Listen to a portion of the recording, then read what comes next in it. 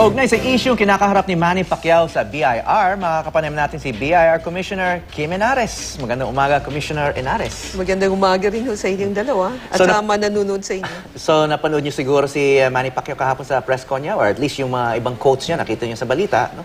Sinasabi niya, hindi na raw niya magalaw yung pera niya sa mga bangko dahil... Totoo ba yun? Hindi na siya makapag-withdraw sa kanyang kailangan mga bank pa raw siyang accounts? umutang para tumulong sa Yolanda victims. Alam niyo ho, yung naremata, no? Yung garnishment, ang equivalent niya yun is ba yung Tagalog. garnishment na remata? Okay, diba? Para kasi kaming bangko na inutangan ng isang tao. Tapos no? hindi ka nakapagbayad. Hindi siya nakapagbayad. So, naghahanap kami ng property ng tao at nireremata namin yon. Okay. So, kasama na yon yung bank account. No? Sinulatan namin yung 36 na bangko, 22 ho sumagot. Out of the 22, dalawa lang nagsabi na meron siyang pera sa kanila. No? Ang pera na sa kanila ni Manny Pacquiao 300,000 sa isang bangko. Sa isang bangko, 800,000. So all the other bank accounts na sinulatan ninyo, wala daw siyang pera doon? Wala raw siyang pera doon. No?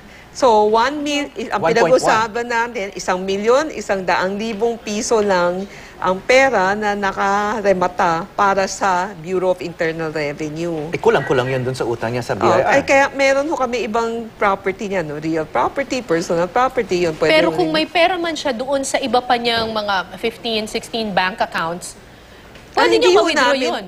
Kasi wala naman ho nire-report sa amin yung bangko na meron siyang pera sa kanila. So out of the 22 banks, only 2 said he has 1,100,000 total with them. At yun lang ang naremata, yun lang ang na hindi niya pwedeng galawin. But all the other bank accounts pwede niyang galawin.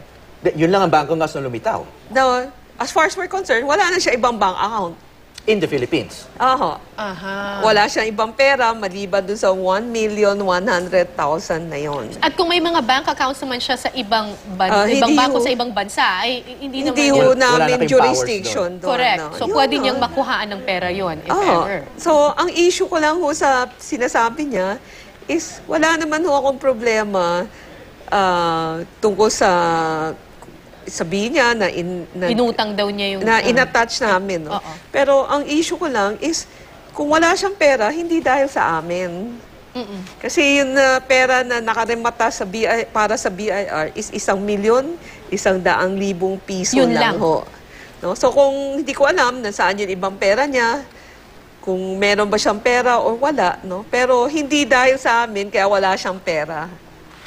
Okay. So, linawin lang po natin, ano ba talaga yung issue o kaso? You're saying wala naman talagang tax fraud or tax evasion case against Manny Pacquiao.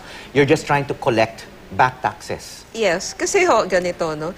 If you're a Filipino citizen and resident of the Philippines, yung lahat na income nyo, saan man lupalop ng mundo nyo kinita, kailangan nire-report nyo dito sa BIR. No?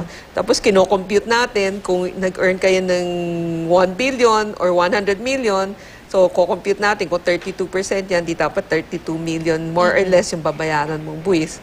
Ngayon, kung yun out of that, kinita mo sa Amerika at binayaran mo yung Amerika ng buwis, pwede mong gawin pang-awas yung binayad mo sa Amerika, no? For the portion of your income na galing sa Amerika. Pero kailangan properly documented yan, no? Kasi ang operative word, taxes you have paid to that other country. So, ang kailangan ibigay nyo yung ebidensya na nag-file kayo sa IRS at nagbayad kayo sa IRS. Yun nga po yung sinasabi ng top rank, ni Bob Arum, na lahat daw ng fights ni Manny Pacquiao, sila daw mismo yung nagbabayad, kinakaltas daw automatically kay Manny Pacquiao. Kaya so, alam niyo, lahat ng ako, pwede ko rin sabihin yan, pero... You need proof. You need proof. Walang binibigay na dokumento. Wala. Okay, ang meron lang sila is top rank, sumusulat sa akin na ganito. Hindi enough yun. Hindi. Pero may sinabi si Manny Pacquiao kahapon sa press con na nagsasubmit daw siya ng copies ng IRS documents. Ang hinihingi nyo daw original. Totoo ba yun? Totoo ba na nagsasubmit ng copies? Hindi siya nagsubmit ng copies, no? Pero in the first place, wala siyang copies tatanggapin nyo? Hindi. Kasi ganito, no? Kailangan yung copy mo, yun yung example, di ba? Nagpa-file kayo ng income tax return sa akin, di ba? May tinatanggap ako 2 kopya, tapos 2 kopya binabalik ko sa inyo. Yun ho yung original ninyo. So yun ho yung bibigay nyo sa amin. Kung iniimbestiga namin kayo, papakita nyo ngayon yung original na yan, di ba ho? Eh wala naman ho siyang pinapakita na yung original na pinail niya Sa sa Amerika. IRS. May pinakita ba siyang copy man lang or something? Wala. Wala rin. Kahit Xerox copy. None. It's just wala a siyang- letter from Top Rank that said they paid this much for him. So, walang anumang dokumentong isinumite si Manny Pacquiao coming from the IRS sa BIR? Wala. Wala. Wala. Original man or copy? Yes, wala. Okay. Pero before I'd just like to interrupt. Yung IRS, para sa mga manonood, is the Internal Revenue Service, Of which the is the United- BIR of the United States. States. Okay. Now, sabi ni Bob Arum, bakit daw, why are we punishing Manny Pacquiao? Eh, problema na raw yan ng IRS at saka ng BIR. Kayong dalawa na lang daw ang mag-usap dahil Hindi yan.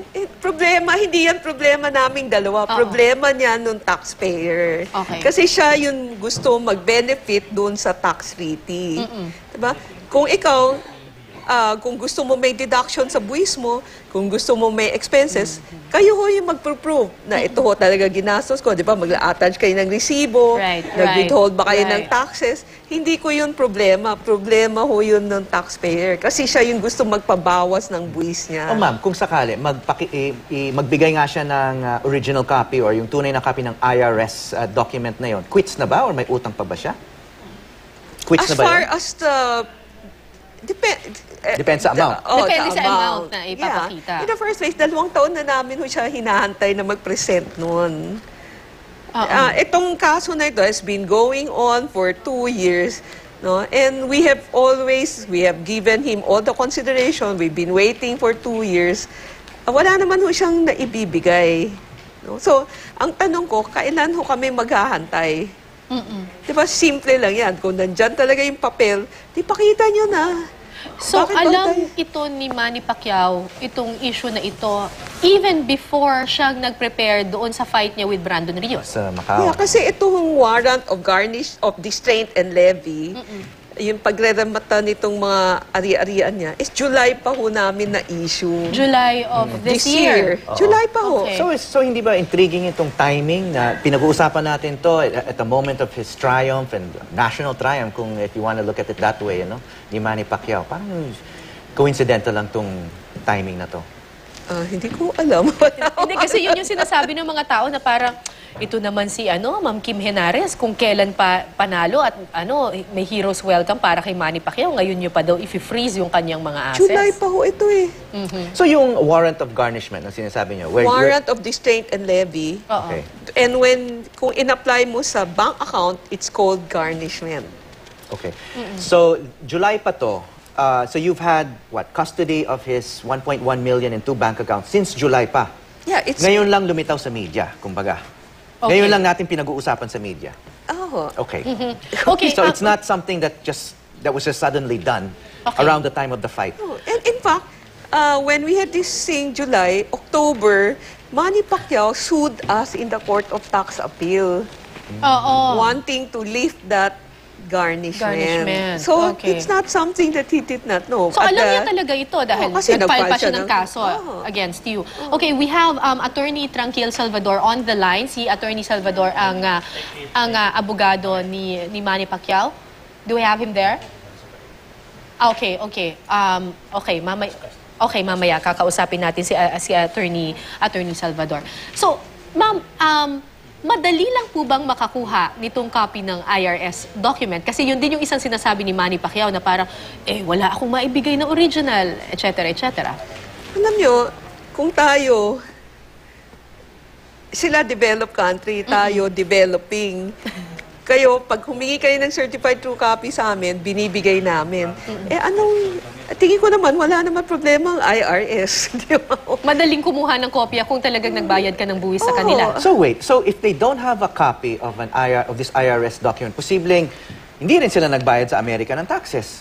So pwede rin magkaroon ng problema sa Amerika, sa Internal Revenue Service si Manny Pacquiao. Yeah, but that's none of my I business know, but anymore. we're looking at the implications of this. Na, kung wala siyang maipakitang proof na nagbayad siya sa IRS, and if the reason is hindi siya nagbayad sa IRS, kasi kung nagbayad ka sa IRS, dapat may proof. Oo. Di ba? Then, may problema din siya doon, hindi lang dito. Oh, magkakaproblema siya doon. Kung sakali, no? Pero sabi naman niya, nagbayad siya eh. Eh bakit But hindi there's no siya... proof. Kung kunyari Ako, hindi ko nga siya maintindihan kasi napakasimple lang yan. At yung sitwasyon niya, marami naman tao may ganung sitwasyon kasi marami naman tao sa Pilipinas na may ganun ding income. Eh sila, wala naman silang nagiging problema. Hindi ko ngayon siya maintindihan bakit siya may problema siya. So maraming nagpapakita sa inyo ng IRS document proving that they pay taxes in Yes, America. So yes. it's a routine requirement. Yeah, it's a routine. Nagagawa na marami. Hindi ba siya hinahabol ng IRS? Kasi I suppose, kung kunyari hindi siya kunyari nagbayad ng tamang buwis, hahabulin siya dapat ng IRS. Hindi ko na ho alam. Dapat sila na tanungin mo. Mas stricto nga yung law enforcement doon eh. Alright. Maraming salamat po, BIR Commissioner Kim Henares. Thank Thanks, you. ma'am. Thank you. Thank you for your time. Salamat.